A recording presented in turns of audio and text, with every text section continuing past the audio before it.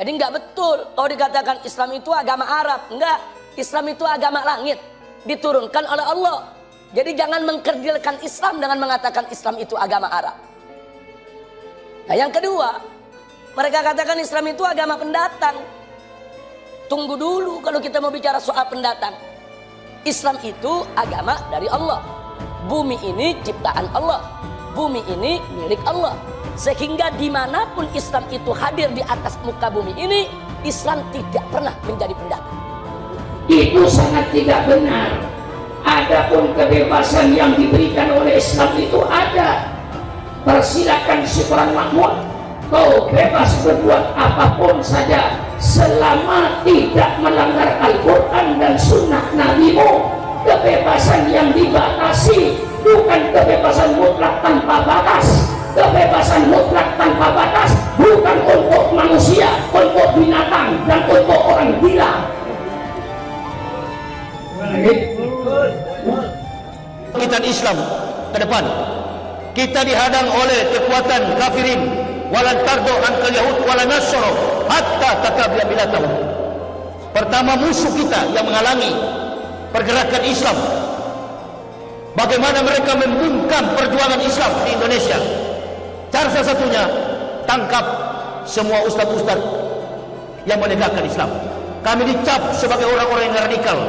Kami dicap sebagai ustadz-ustadz yang keras. Ditangkap semua kami satu persatu. Dan coba ibu bapak pelajari, lihat situasi Islam saat ini dengan situasi Islam yang dulu. 10 tahun terakhir, era kepemimpinan yang ada saat ini, rezim yang ada saat ini, berganti-ganti presiden, sampai 7 presiden. Umat Islam tidak pernah menghadapi masalah, persoalan yang begini sulit.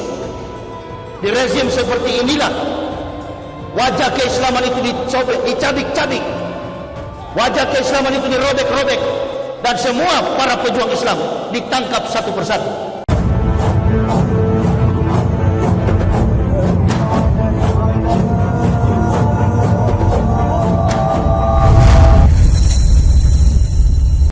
Jadi nggak betul kalau dikatakan Islam itu agama Arab. Enggak, Islam itu agama langit, diturunkan oleh Allah. Jadi jangan mengkerdilkan Islam dengan mengatakan Islam itu agama Arab.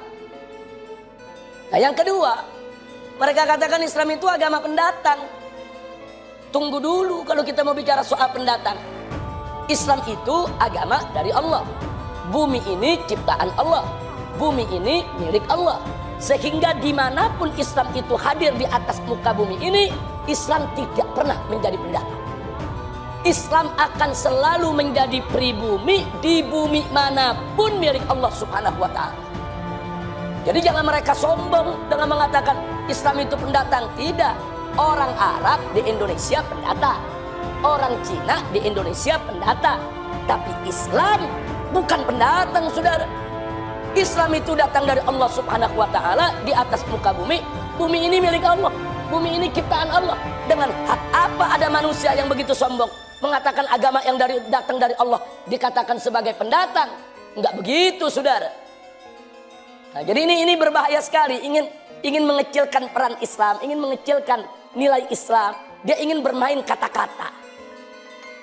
Nah, kemudian selanjutnya dia katakan karena Islam ini pendatang dari Arab, maka Islam itu harus dipribumisasi. Islam itu harus diindonesiakan. Islam itu harus dinusantarakan. Ini kalimat sangat berbahaya. Loh, kenapa saya katakan berbahaya? Karena dulu Nabi pada saat diutus oleh Allah Subhanahu wa Ta'ala pertama kali ke tengah bangsa Arab, bukan untuk mengarabkan Islam, tapi untuk mengislamkan Arab. Jadi jangan dibulak-balik. Nabi nggak pernah mengarabkan Islam, ya ikhwan. Nabi itu dulu tugasnya mengislamkan bangsa Arab dan seluruh suku bangsa di dunia. Jadi dulu Nabi mengislamkan Arab, bukan mengarabkan Islam.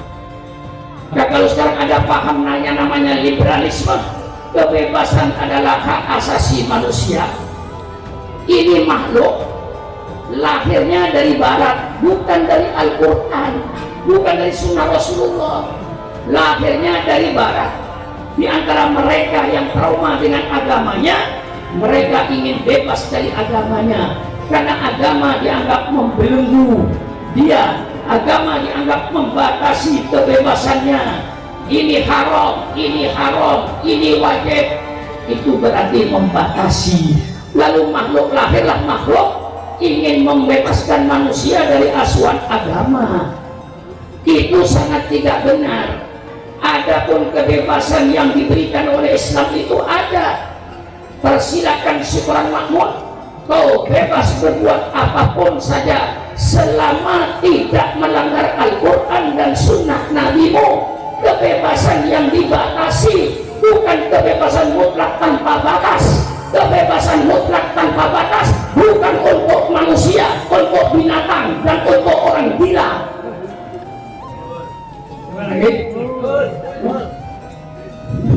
Jadi ini sekarang main-main akidah gara-gara pluralisme. Pluralisme itu yang bangsanya pluralistik, artinya dari bermacam-macam suku, bermacam-macam agama. Oleh sebab itu kita satu bangsa. Sebagai bangsa Indonesia, mari saling hormat menghormati antara suku, saling hormat menghormati antara agama. Kita hormati agama orang lain, jangan menghina agama orang lain, pun mereka jangan menghina agama Islam. Mari kita hidup rukun dan hidup damai dalam satu negara Republik Indonesia dengan tetap menjalankan agamanya masing-masing. Umat Islam dengan akidahnya, dengan ibadatnya, ini Islam. Maka saya tegaskan, semua agama benar menurut pemeluknya masing-masing. Maka mari kita saling hormat menghormati antar umat beragama, saling harga menghargai antar umat beragama, hidup rukun dan hidup damai antar umat beragama. Tapi bukan berarti membenarkan semua agama. Membenarkan semua agama menurut hukum Islam murtad. Jelas orang bener, jelas orang duren sawit, duren sawit, jelas ya. Kitab suci Al-Quran, kitabnya umat Islam, tolong jangan disinggung-singgung oleh siapapun saja. Jangan dikatakan ayat Quran radikal. Tidak ada ayat radikal. Memang ada radikal, tapi di mana kita harus radikal? Masa kalau kita diinjak kepala kita tidak melawan? Hah? Apa kalau kepala kita injak kita melawan terus kita radikal? Semut gigit. Mari datang sama syukuran makmum, tanyakan tiap ayat itu yang dianggap radikal, tolong datang kepada syukuran makmum. Saya jelaskan nanti ayat itu. Qatilu fi sabilillah alladzina yuqatilunakum. Perangilah mereka, kata Nabi Muhammad. Siapa yang orang-orang yang memerangi kamu? Itu hanya membalas, bukan kita yang mengadakan. Kita berdakwah, kalau dihalang-halangi baru kita lawan. Tidak menghalang-halangi, kita tidak mengadakan perang. Itu sejarahnya. Disitulah mari kita saling menjaga, saling menghormati, jangan mengkritik kitab sucinya orang lain. Kalau ini nanti diteruskan akan hancur bangsa ini. Kita saling hormat menghormati, syukuran makmum menghormati. Anda percaya kepada 4 Injil, persilakan. Walaupun syukuran makmum yakin bahwa Injil itu cuma 1, tapi karena Anda yakini, persilakan. Kami tidak menghalang-halangi. Kami dikatakan domba-domba yang sesat, persilakan. Anggapan Anda kami domba sesat, tidak apa-apa. Tapi kami menerangkan bahwa kami orang yang beriman kepada Allah Subhanahu wa Ta'ala, kami orang yang benar. Oleh sebab itu mari kita hidup di Indonesia saling hormat menghormati, saling harga menghargai. Tapi bukan berarti membenarkan semua agama. Mari kita tegakkan agama ini kepada orang yang sudah beragama. Selalu saya pesan, jangan menegakkan agama kepada orang yang sudah beragama. Itu menyinggung perasaan umat beragama. Tegakkan agama kepada orang yang belum beragama. Jangan menegakkan agama kepada orang yang sudah beragama. Ini sangat menyinggung perasaan kami. Mari kita saling hormat menghormati, saling harga menghargai. Ini Islam, saudara. Maka Islam itu dilahirkan oleh Allah. Al-Quran diturunkan kitab yang terakhir yang mencakup segala kehidupan manusia. Kalau ada paham yang namanya sekularisme yang mengatakan bahwa agama tidak mengatur kehidupan manusia diatur oleh manusia sendiri, agama itu cuma ibadat kepada Allah di masjid, agama itu cuma di dalam masjid, sujud kepada Allah, tahlilan, marhabanan, bungkus berkat, selesai. Yaitu Islam. Tapi Islam bukan itu saja. Kalau seandainya syariat Islam, rezeki yang lewat tenggorokannya harus yang halal, beres. Korupsi tidak ada, karena korupsi itu barang haram, suap menyuap barang haram. Ini Islam menjaga. Makan diatur, tidur diatur, terima tamu diatur. Subhanallah, alangkah indahnya syariatmu ya Allah. Mengapa saya pidato begini? Sesuai dengan Al-Quran. Walladzi arsala rasulahu bil huda wa dinil haq liyudhhirahu 'ala dini kullih walau karihal musyrikun. Dialah Allah yang mengutus utusannya dengan petunjuk dan agama yang benar menurut Islam. Untuk apa ini agama diturunkan? Liyudhhirahu 'ala dini kullih, supaya perlihatkan, tampakkan agama Islam ini di antara semua agama yang ada di dunia ini. Tampakkan Islam ini. Inilah Islam sebagai perbandingan. Nanti orang tinggal memilih akalnya, memilih agama yang mana, persilakan. Saya cuma menampakkan ini syariat Islam. Mengapa Islam berbicara soal RT dan RW, soal bermasyarakat? Islam berbicara soal ber-RT, Islam bicara soal ber-RW, Islam bicara soal bermasyarakat. Bagaimana syariat Islam dalam bermasyarakat? Maka yu'minu billahi wal yawmil akhir falyukrim jarahu. Barang siapa yang beriman kepada hari kiamat, hormati tetangga. RT dengan RT saling hormat menghormati, saling harga menghargai. Tidak ada iri hati, tidak ada hasad, tidak ada dengki, tidak ada syirik di antara tetangga dengan tetangga. Alangkah indahnya syariat Islam itu. Wala tajassasu, dan jangan kau mencari kesalahan-kesalahan orang lain.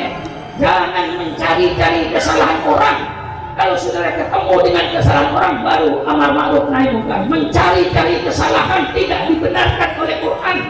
Subhanallah, alangkah indahnya ber-RT dan ber-RW menurut Al-Quran ini.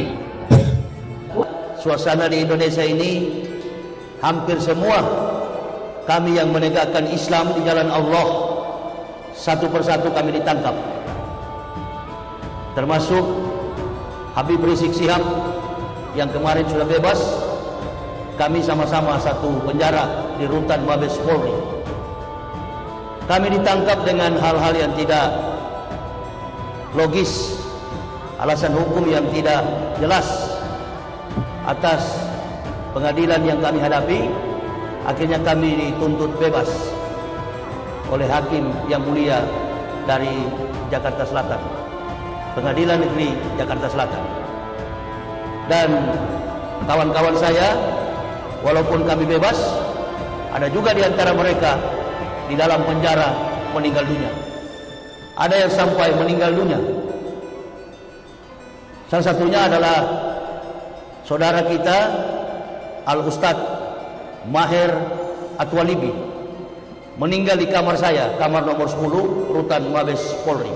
Kita umat Islam sangat bersyukur karena persoalan yang terjadi di tengah bangsa ini sangatlah sukar bagi bangsa kita, terutama kita mayoritas yang beragama Islam terzolimi. Pemerintahan yang ada ini, rezim yang ada sekarang ini sibuk dengan berbagai macam urusan, tetapi persoalan di masyarakat terkait dengan Islam hari-hari ini sangat sulit. Ibu bapak, saudara-saudaraku, perhatikan hari-hari terakhir ini, kezoliman demi kezoliman Allah munculkan, Allah hadirkan, karena Allah itu tidak pernah tidur. Wa huwa ma'akum alaina ma kuntum. Allah Subhanahu wa taala berkata bahwa dimanapun kami pergi, kamu pergi dan kamu berada, Allah bersama-sama dengan kamu. Wallahu bima ta'maluna basir. Dan apa yang kamu kerjakan Allah sangat paham. Coba kita perhatikan, kita flashback, kita come back to history, pulang kepada sejarah. Termasuk yang saya katakan tadi, semua orang-orang yang berjuang di jalan Allah, semua yang menegakkan Islam, satu persatu kami ditangkap tanpa alasan hukum yang jelas. Itu baru salah satu. Bahwa perjuangan agama Islam ini bukan perjuangan yang ringan. Ada 4 kekuatan yang menghalangi kebangkitan Islam ke depan. Kita dihadang oleh kekuatan kafirin, walan tardo ankal yahud walan nasoro hatta tatabi'a millatahum. Pertama, musuh kita yang menghalangi pergerakan Islam. Bagaimana mereka membungkam perjuangan Islam di Indonesia? Cara salah satunya, tangkap semua ustaz-ustaz yang menegakkan Islam. Kami dicap sebagai orang-orang yang radikal. Kami dicap sebagai ustaz-ustaz yang keras. Ditangkap semua kami satu persatu. Dan coba ibu bapak pelajari, lihat situasi Islam saat ini dengan situasi Islam yang dulu. 10 tahun terakhir, era kepimpinan yang ada saat ini, rezim yang ada saat ini, berganti-ganti presiden, sampai 7 presiden. Umat Islam tidak pernah menghadapi masalah persoalan yang begini sulit.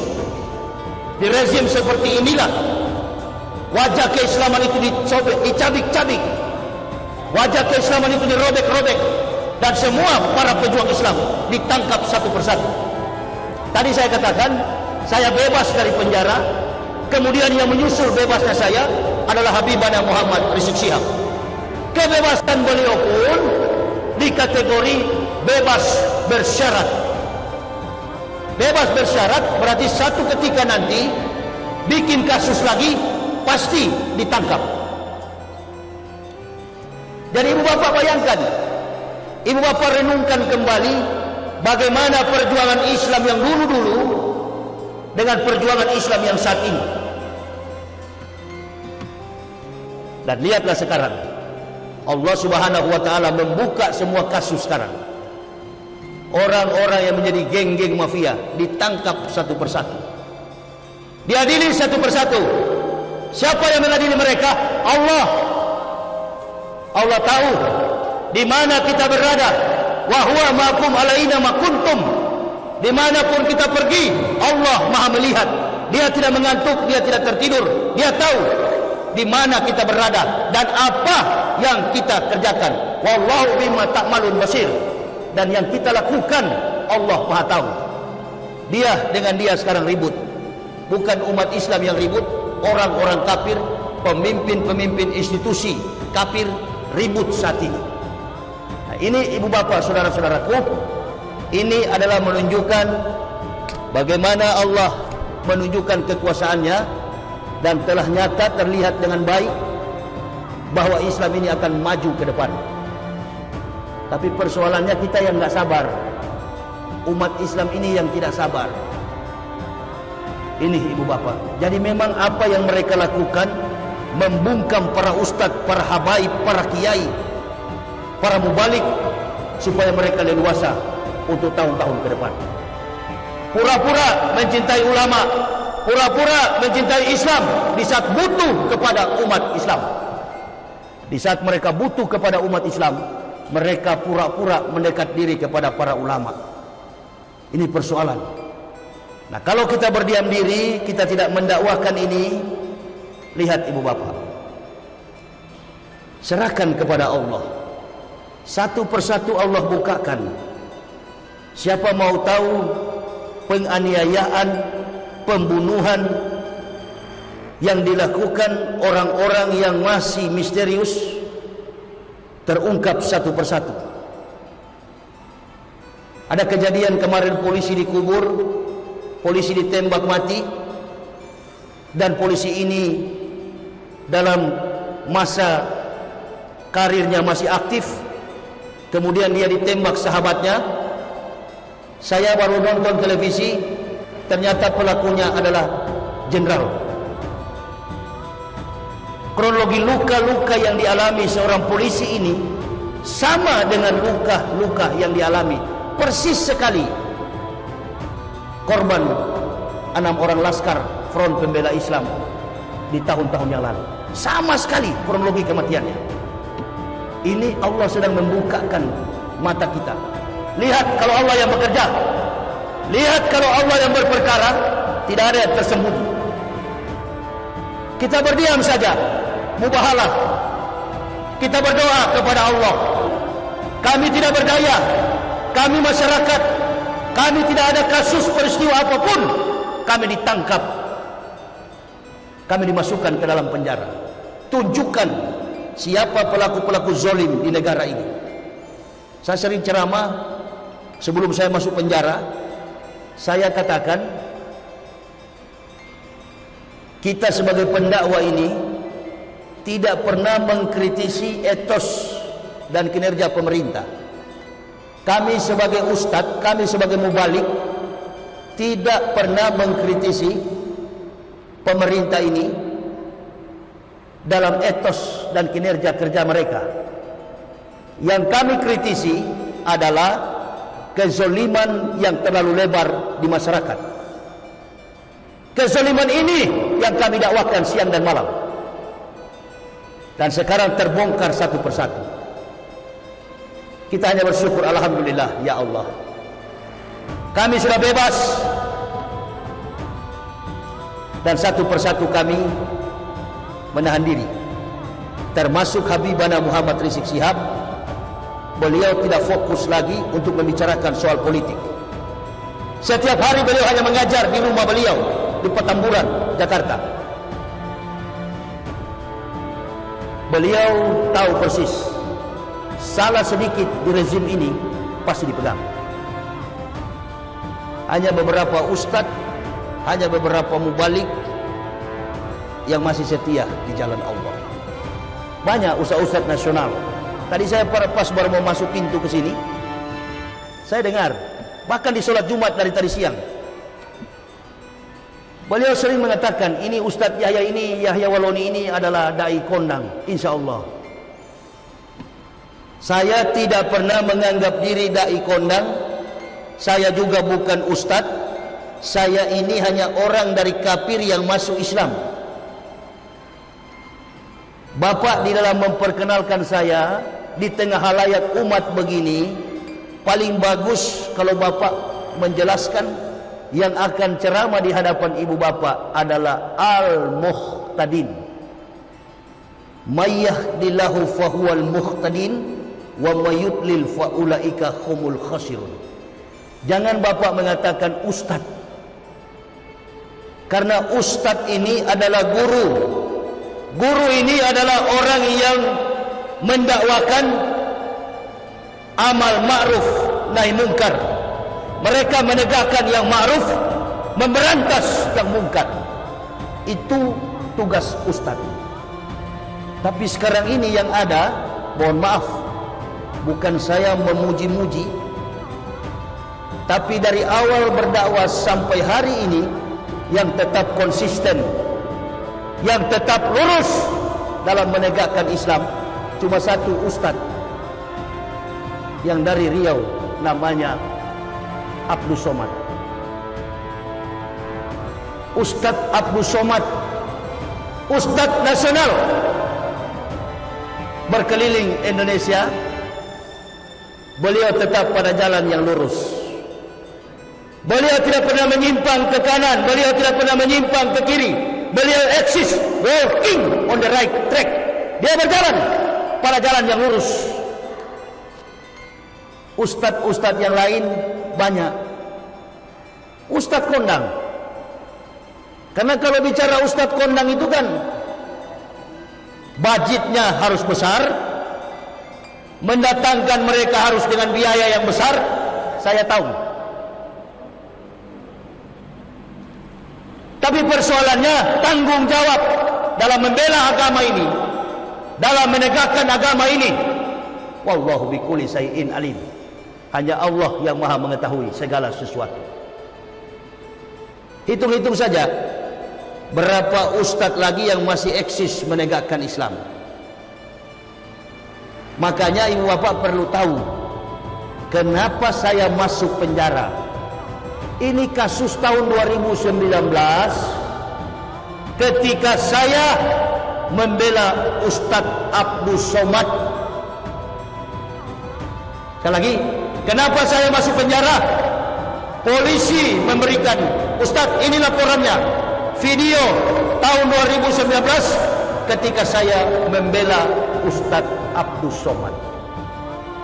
Ustadz Abdul Somad dikeroyok oleh pendeta seluruh Indonesia karena Ustadz Abdul Somad mengatakan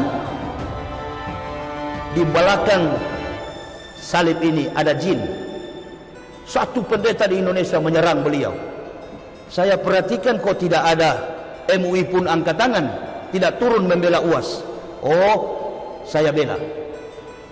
Saya katakan dalam video itu, jangan Ustadz Abdul Somad yang ditangkap. Tangkap saya, Yahya Waloni.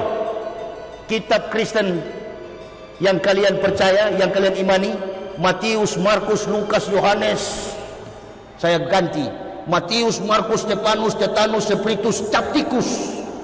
Bahkan Roh Kudus yang kamu imani itu bukan Roh Kudus, Roh Kudis.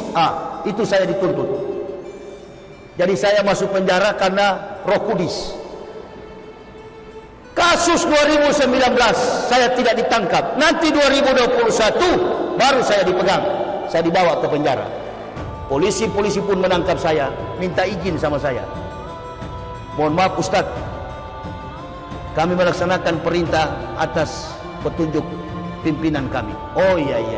Siapa pimpinan kalian? Beda dengan dulu, yang memimpin dulu adalah orang Islam. Sekarang salib yang memimpin. Ibu bapak tertawa. Ibu bapak merasa enak beribadah. Insya Allah kalau mereka yang jadi pemimpin ke depan, habis kita.